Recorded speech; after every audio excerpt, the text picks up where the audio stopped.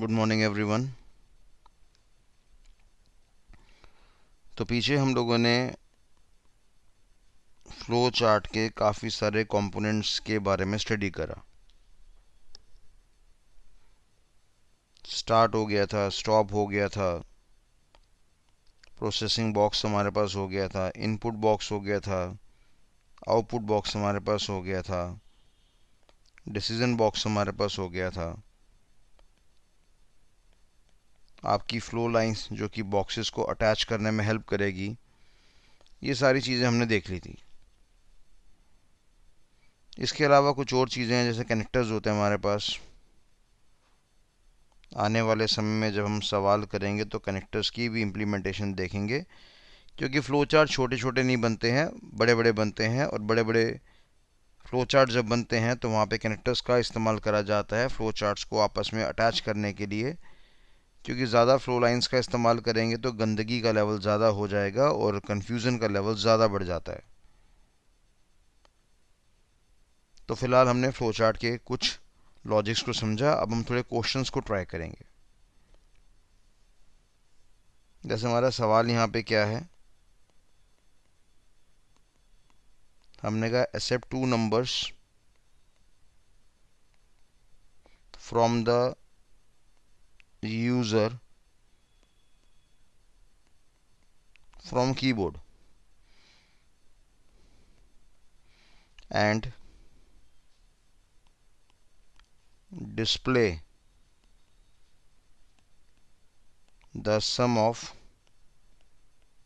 two numbers. Draw flow chart.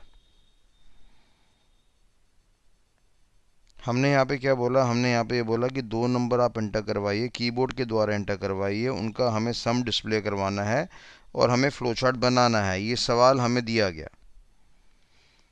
अब देखो, जब हम फ्लो चार्ट के सवाल को करेंगे तो उसको करने का मेथड होता है, तरीका होता है हमारे पास। सबसे पहले अपने मन से जवाब मांगो कि आखिरकार हमें आउटपुट क्या दिखाना है। तो हमने कहा जी सम दिखाना है। किसका सम दिखाना है? हमने कहा टू नंबर्स का सम दिखाना है। फिर हम क्या डिसाइड करेंगे? इनपुट डिसाइड करेंगे। कितने नंबर्स कीबोर्ड से एंटर करवाने हैं? दो। पहला नंबर मैंने ए नाम के वेरिएबल में डाल दिया, दूसरा नंबर मैंने बी नाम के वेरिएबल में डाल दिया। तो ये इनपुट हो गया। तीसरी चीज़ मेरे पास आ गई है कि अब हमें क्या करना है, प्रोसेसिंग करना है। तो प्रोसेसिंग हम कैसे करेंगे? हमने कहा C is equal to A plus B. तो जाहिर सी बात है, ए की वैल्यू को बी की वैल्यू को सम करा, सम करके हमने कहाँ डाल दिया? सीधा सी नाम के वेरिएबल के अंदर डाल दिया। तो ये हमारे पास क्या बन गया? एक फ्रेमवर्क बन गया। ये हमारे पास क्या बन गया? आपका एक लेआउट बन गया, जहाँ पे आपने सबसे पहले क्या डिसाइड करा? सबसे पहले आपने आउटपुट को डिसाइड करा, फिर इनपुट को डिसाइड करा, फिर प्रोसेसिंग के बारे में थोड़ा सा ख्याल करा कि हमें प्रोसेसिंग कैसे करनी है।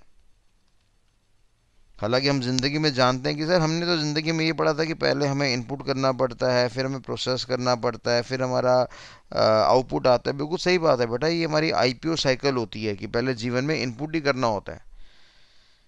पर डेफिनेटली जब हम किसी समस्या को सॉल्व करते हैं, प्रॉब्लम को सॉल्व करते हैं, तो वहाँ पे हमें डिसीजन मेकिंग के लिए पहले आउटपुट को डिसाइड करना पड़ता है, फिर इनपुट को डिसाइड करना पड़ता है, फिर हम प्रोसेसिंग के बारे में सोचते हैं। जैसे एग्जांपल के तौर पे आपने कहा जी मेरे को तो आईएएस ऑफिसर बनना है या यूपीएससी ऑफिसर बनना है, तो आपने हमेशा किसके बारे में सोचा? इनपुट के, आपने आउटपुट के बारे में सोचा। अब भैया अगर आपको आईएएस ऑफिसर बनना है तो आपको तो क्या करना पड़ेगा? प्रिलिमिनरी की, फाउंडेशन की पहले क्लासेस लेनी पड़ेगी, फिर मेन की क्लासेस लेनी पड़ेगी, फिर आपको इंटरव्यू की तैयारी भी करनी पड़ेगी, और उसके बाद डेफिनेटली जो भी आपको टीचर पढ़ाएगा उसको आपको दिमाग में याद भी करना पड़ेगा, यानी प्रोसेसिंग भी करना पड़ेगा, इवैल्यूएट भी करना पड़ेगा। तो जब कभी हम प्रॉब्लम को सॉल्व करने की बात करते हैं, समस्या को सॉल्व करने की बात करते हैं, तो हमेशा आपने याद रखना है कि पहले इनपुट यानी पहले आउटपुट यानी गोल के बारे में सोचेंगे, फिर उस गोल को पूरा करने के लिए हमें क्या क्या इनपुट करना पड़ेगा उसके बारे में सोचेंगे, और फिर हम थोड़ा सा एक हल्का फुल्का सा आइडिया लेंगे किसके बारे में? प्रोसेसिंग के बारे में। ठीक है बच्चे, तो आइए देखते हैं। अब जाहिर सी बात है, हमने कहा जी सबसे पहले हमें क्या करना पड़ेगा? स्टार्ट करना पड़ेगा। फ्लो चार्ट मैंने बना दिया। अब उसने साफ बोला हुआ है कि आपको जो भी इनपुट करना है वो किससे करेंगे? कीबोर्ड के द्वारा एंटर करेंगे। तो यानी कीबोर्ड के द्वारा का मतलब ये है कि हमें क्या करना पड़ेगा, इनपुट बॉक्स का इस्तेमाल करना पड़ेगा जिसकी शक्ल पैरेललोग्राम की तरह होगी। और यहाँ पे मैंने क्या करा, रीड वाला कमांड लिखा और मैंने a कोमा b डाल दिया, यानी दो वेरिएबल्स के नाम डाल दिए। पहली वाली वैल्यू वेरिएबल a में जाएगी, दूसरी वाली वैल्यू वेरिएबल b में जाएगी। और आपको याद होगा मैंने बताया था कि इनपुट बॉक्स हमेशा यूज़र को प्रॉम्प्ट करता है, फोर्स करता है वैल्यू डालने के लिए, और तब तक वो आगे नहीं बढ़ता जब तक आपकी वैल्यू नहीं डल जाती। अब इसके बाद हमने इमेजिन करा कि हमारी वैल्यू डल चुकी होगी, तो ए के अंदर वैल्यू आ चुका होगा, बी के अंदर वैल्यू आ चुका होगा। अब हमने यहाँ पे क्या कह दिया, C is equal to A plus B. ठीक है जी। उसके बाद फिर हमने क्या करा, सी के अंदर हमारा सम आ गया। अब हमें उसके आंसर को डिस्प्ले करवाना है, तो हमने यहाँ पे क्या कह दिया, प्रिंट सी कह दिया, और लास्ट में हमने गेम क्या कर दी, आपकी स्टॉप कर दी। और फ्लो को दर्शाने के लिए हमने क्या कर दिया, यहाँ पे एरोस को बना दिया, तो ये हमारे पास एरो बन गए। अब ये स्टेप मेरे पास क्या है, ये आपका इनपुट वाला स्टेप है। ये स्टेप मेरे पास क्या है, प्रोसेसिंग वाला स्टेप है। ये स्टेप मेरे पास क्या है, आउटपुट वाला है। ठीक है ना। अब मैंने कहा था कि यार जब हम फ्लो चार्ट बनाते हैं तो हमेशा हमें क्या करना होता है, उसका टेस्टिंग करना होता है। और टेस्टिंग को हमने क्या शब्द दिया था, आपका ड्राई रन का नाम मैंने आपको दिया था। अब ड्राई रन हमारा क्या दिखाएगा, हमने कहा रीड ए कोमा बी। तो पहले ए का वैल्यू एंटर होगा, मान लो आपने ए के अंदर एंटर कर दिया 50, फिर आपने कहा बी का वैल्यू एंटर होगा, बी के अंदर आपने एंटर कर दिया 40, फिर आपने कहा C is equal to A plus B. अब आपको पता है बी भी मेरा वेरिएबल है, ए भी मेरा वेरिएबल है, सी भी मेरा वेरिएबल है। ये हमारा राइट दिशा में है, ये हमारा लेफ्ट हैंड में है। तो हमने क्या पढ़ा था कि अगर वेरिएबल मेरा राइट दिशा में होता है, क्या वो पहले से डिफाइन होना चाहिए, बिल्कुल होना चाहिए। क्या वो पहले से डिफाइन है, बिल्कुल है। क्या वो पहले से डिक्लेयर है, बिल्कुल है। क्या वो पहले से इनिशियलाइज्ड है, बिल्कुल है। फिर हमने क्या पढ़ा था, if the variable is present on the right hand side then we have to consider its internal contents. अगर वेरिएबल मेरा राइट दिशा में होता है तो मेरे को उसके अंदर के कंटेंट्स को स्टडी करना है। तो अंततः मेरा आंसर यहाँ पे क्या आ जाएगा, सी इज इक्वल टू 50 प्लस 40, यानी यहाँ पे आंसर कितना बन गया, आपका 90 बन गया। फिर हमने कहा प्रिंट सी, तो डेफिनेटली यस हमारा मॉनिटर पे वैल्यू डिस्प्ले हो जाएगा और यहाँ पे आंसर आ गया आपका 90। क्लियर है बात सभी को। तो ये हमारा एक सिंपल सा सवाल था फ्लो चार्ट का, कि जहाँ पे हमने दिखाया कि देखो हमारे पास सवाल क्या था कि we have to accept two numbers from the user from the keyboard. और क्योंकि हमें कीबोर्ड से वैल्यू एंटर करना था इसलिए हमने पैरेललोग्राम का इस्तेमाल करा, फिर प्रोसेसिंग बॉक्स का इस्तेमाल करा, और अगेन फिर हमने पैरेललोग्राम का इस्तेमाल करा। पीछे वाले लेक्चर में इनपुट बॉक्स और आउटपुट बॉक्स के बारे में आपको ज्ञान दे चुके हैं। ठीक है जी। अच्छा, अगर इस सवाल को मैं ऐसे करता, थोड़ा सा मैं आपके लिए देखो डिफ़िकल्टी पैदा करने जा रहा हूँ। अगर इस सवाल को मैं ऐसे करता, मैंने कहा यहाँ पे स्टार्ट, और मैंने यहाँ पे कह दिया रेक्टेंगल बॉक्स। रेक्टेंगल बॉक्स है, मैंने कहा ए के अंदर आ गए लेट से 40, बी के अंदर आ गए यहाँ पे मान लो 90। और फिर मैंने यहाँ पे क्या कह दिया, मैंने कहा यहाँ पे C is equal to A plus B. और फिर हमने यहाँ पे क्या कह दिया, हमने यहाँ पे कह दिया आपका प्रिंट सी। और फिर लास्ट में हमने क्या कह दिया, गेम कर दी हमने यहाँ पे स्टॉप। फ्लो को दर्शाने के लिए हमने यहाँ पे एरो बना दिया। अब आप देखिए ये रेक्टेंगल बॉक्स है मेरा, ये मेरे पास क्या, अगर आपको ये पैरेललोग्राम लग रहा है तो माफ़ी चाहता हूँ, ये रेक्टेंगल बॉक्स है मेरा। तो मैंने कहा यार ये तो प्रोसेसिंग का डब्बा है, ये भी मेरे पास क्या प्रोसेसिंग का डब्बा है, और ये मेरे पास क्या आउटपुट का डब्बा है। यानी मैंने आपको एक ऐसा फ्लो चार्ट बना के दिखा दिया जहाँ पे वैल्यू को इनपुट ही नहीं करा गया, हमने केवल प्रोसेसिंग बॉक्स का इस्तेमाल करा, प्रोसेसिंग बॉक्स का इस्तेमाल करा, आउटपुट बॉक्स का इस्तेमाल करा। अब अगर मैं इस प्रोग्राम का ड्राई रन करूंगा तो ए के अंदर क्या आ गया, 40 आ गया, बी के अंदर क्या आ गया, 90 आ गया, सी के अंदर कितना आंसर आ गया, सी के अंदर आ गया मेरे पास 130 आ गया। और फाइनली जब मैं इसको प्रिंट करने की बात करूंगा तो कितना आंसर आ जाएगा, 130 आ जाएगा। अब इस प्रोग्राम का ड्राई रन चाहे आप एक बार करो, चाहे दो बार करो, चाहे 100 बार करो, चाहे 1000 बार करो, चाहे लाख बार करो, हर बार आंसर आपका कितना आएगा, 130 ही आंसर आएगा। क्योंकि इस फ्लो चार्ट के अंदर हमने पैरेललोग्राम का इस्तेमाल नहीं करा, हमने यूज़र को कीबोर्ड से वैल्यू को डालने का मौका ही नहीं दिया। हमने पहले से वैल्यू यहाँ पे क्या कर रखी है, आपकी असाइन कर रखी है।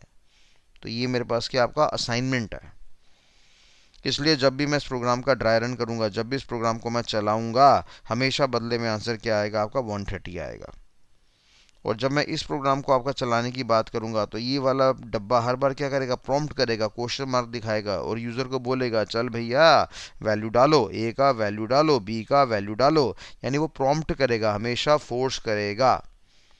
अब जैसे बच्चे मेरे को व्हाट्सअप करते हैं कि सर हमें स्टॉक मार्केट का जो आपका बैच चल रहा है उसमें आप हमें एनरोल्ड कर लीजिए, तो मैं उनसे क्या बोलता हूँ, बेटा नाम, address, phone number, date of birth, age and qualification और साथ में अपनी फ़ोटोग्राफ मेरे को भेजो। तो देखो मैंने यहाँ पे 7 चीज़ें डिमांड करी, आपका नाम हो गया, एड्रेस हो गया, फ़ोन नंबर हो गया, डेट ऑफ बर्थ हो गया, एज हो गया, क्वालिफिकेशन हो गया, साथ में फ़ोटोग्राफ हो गया। ये 7 चीज़ें मैंने आपसे डिमांड करी। क्या ये हर बच्चे के लिए अलग अलग डिमांड होगा? स्वाभाविक सी बात है, सबका नाम अलग होगा, सबकी डेट ऑफ बर्थ अलग होगी, सबका एज क्वालिफिकेशन अलग होगा, सबका फ़ोटोग्राफ अलग होगा, तो सातों चीज़ें मैं आपसे अलग से डिमांड करूँगा। तो जब हमें कीबोर्ड से वैल्यू डालना होता है, जब हम यूज़र से पूछते हैं, तो हमें किस डब्बे का इस्तेमाल करना पड़ता है? पैरेललोग्राम का इस्तेमाल करना पड़ता है, जिसके अंदर रीड कमांड लिखना पड़ता है, जो कि हमारे इनपुट बॉक्स को दर्शाता है। और जब हम इसकी बात करते हैं, यहाँ वाले की बात करते हैं, तो यहाँ पे हमने रेक्टेंगल बॉक्स का इस्तेमाल करा था, जिसमें हम लोगों ने असाइनमेंट करा। ये मेरे पास क्या असाइनमेंट, वैल्यू को असाइंड करा गया है। 40 को ए में डाला गया है, अंग्रेजी में बोलेंगे 40 को असाइंड करा गया है, 90 को डाला गया है, 90 को असाइंड करा गया है।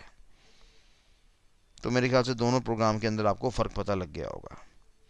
अब बच्चा कह रहा है सर मैं यहीं पंगे ले लूँगा, हम क्या करेंगे, अगर मेरे को नेक्स्ट वैल्यू डालनी तो मैंने यहाँ पे 60 डाल दिया और मैंने यहाँ पे 900 डाल दिया, तो सर अब बदले में आंसर कितना आ जाएगा, मेरे पास 960 आ जाएगा सर। फिर दोबारा मैं इसको रन करूँगा तो मैं अब यहाँ पे लेटर से मैंने 160 डाल दिया और यहाँ 9000 डाल दिया, और अब यहाँ पे आंसर कितना आ जाएगा, 9160 आ जाएगा सर आंसर। अरे मेरे प्यारे बच्चों, जब हम किसी क्लाइंट को प्रोग्राम देते हैं तो हम उसको सोर्स कोड कभी नहीं देते हैं। बात समझ में आ रही नहीं आ रही है?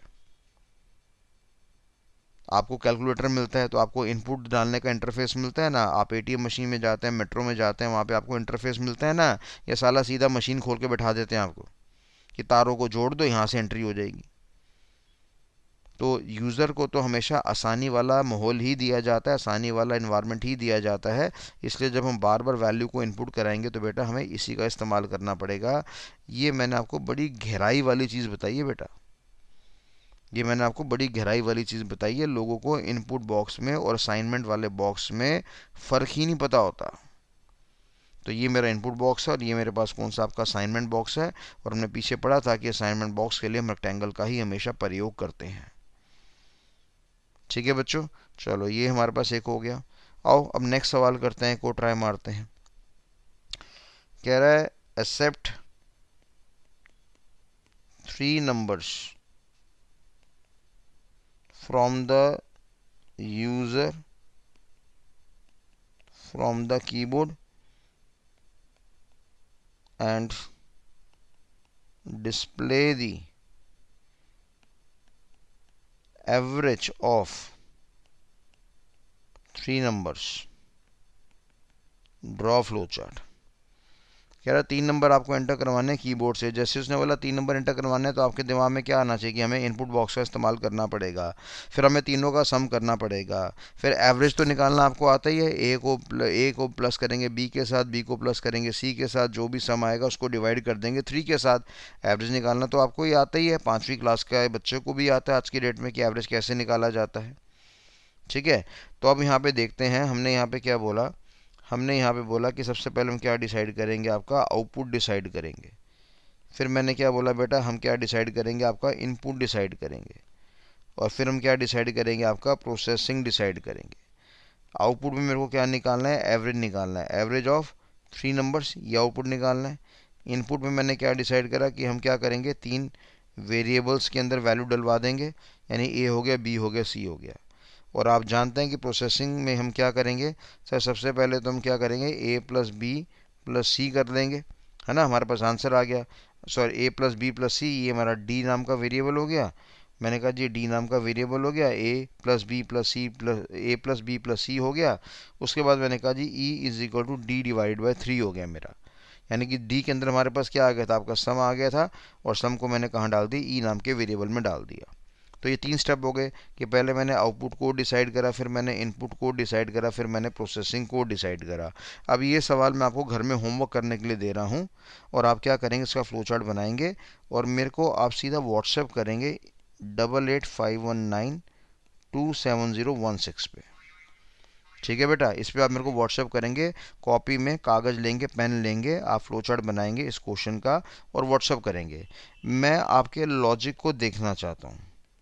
ठीक है, और आप यकीन मानना, आप इस लॉजिक के अंदर 100% मिस्टेक्स करेंगे, आप यहाँ पे गलतियाँ करेंगे। तो मैं आपको पर्सनल टेस्ट देने का प्रयास कर रहा हूँ।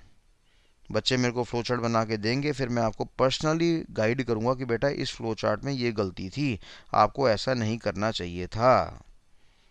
ठीक है, आप कह रहे हैं सर इतना छोटा सा सवाल, सर बचकाना सा सवाल, आपने सिंपल सा सवाल दे दिया, आपने हमारी बेइज्जती करवा दी।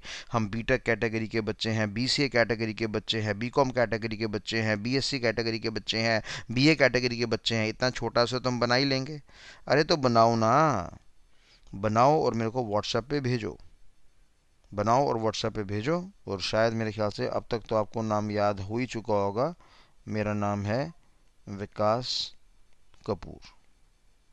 ठीक है भैया, अपने बाकी फ्रेंड्स को भी बोले ये क्लासेस लें। अगर वो आईटी में मोटा पैसा कमाना चाहते हैं, इंटरव्यू क्रैक करना चाहते हैं, कहीं पर भी 3,000 पे, 4,000 पे, 10,000 पे, 9,000 पे, 15,000 पे, लाख रुपया, 1.5 लाख रुपया, 2.5 लाख रुपया, 3.5 लाख रुपया ख़राब करने की ज़रूरत नहीं है इस जैसे कोर्स के लिए। मैं आपको ये क्लासेस फ्री में प्रोवाइड कर रहा हूँ। बस बदले में मैं आपसे यही चाहता हूँ कि जितना ज़्यादा हो सके इसका प्रचार करना। That's it. चलिए, थैंक यू सो मच। आप मेरे को जवाब दीजिए, फिर मैं नेक्स्ट वीडियो आपको जल्दी बना के देता हूँ। जितनी जल्दी जवाब आएगा उतनी जल्दी मैं आपको वीडियो बना के दूंगा। और अगर आपने मेरे को फ्लो चार्ट का जवाब नहीं दिया तो थैंक यू सो मच, इस श्रृंखला को हम यहीं बंद कर देंगे, हम आगे नहीं बढ़ेंगे। फिर मेरे को पता लग जाएगा कि बच्चे इंटरेस्टेड ही नहीं है सीखने में, तो भैया फिर मैं अपनी मेहनत क्यों करूँ ऐसे। मेरे पास और बड़े सारे काम हैं। मैं स्टॉक मार्केट भी पढ़ा लूँगा, मैं पाइथन भी पढ़ा लूँगा, मैं साइबर सिक्योरिटी भी पढ़ा लूँगा। नहीं तो मैं बाबा तो बन ही रहा हूँ, बाबा बन जाऊँगा। यानी वही जो न्यूमरोलॉजी में जो मैं आपको हेल्प करता हूँ कि ये ग्रह भारी है, वो ग्रह भारी है, वो तो काम चल ही रहा है ना, तो उसमें तो बच्चे बहुत इंटरेस्ट ले ही लेते हैं। तो आप इसका फ्लो चार्ट मेरे को बना के दिखाइए। Thank you so much, bye bye.